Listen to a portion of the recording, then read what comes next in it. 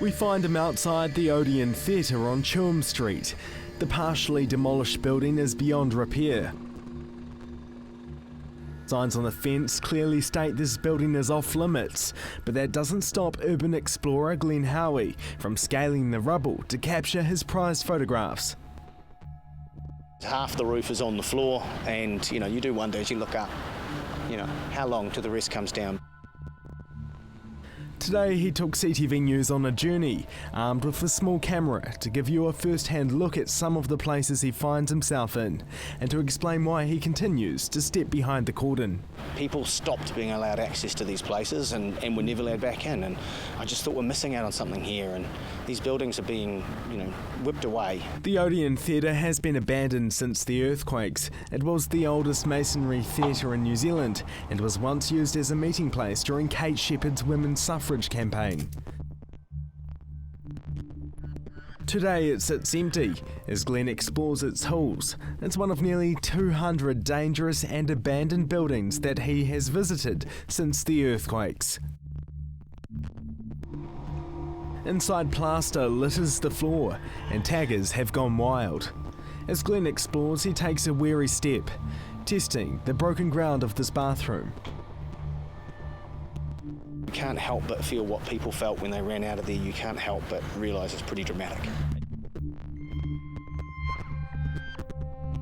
After traversing a staircase, he's out the front.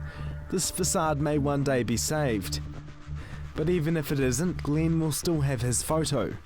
Despite the beautiful imagery that he captures, he's all too aware of the dangers of the job. There was a building that moved a good solid 6 inches underneath my feet, and that was frightening. And I instantly saw the headlines then, idiot photographer kills himself. It was perched on the edge of Clifton Terrace. I stepped from one side to the other. It moved a good solid 6 inches. Heart was in the mouth, and I thought that might be it. But it wasn't to be. Since that day, he's taken thousands of photographs as he documents the city's ruins. Plans have been announced to save the facade of the Mackenzie and Willis building, but the rest of the place is a write-off. It looks as though Christchurch has waged a war, and now only the shell remains.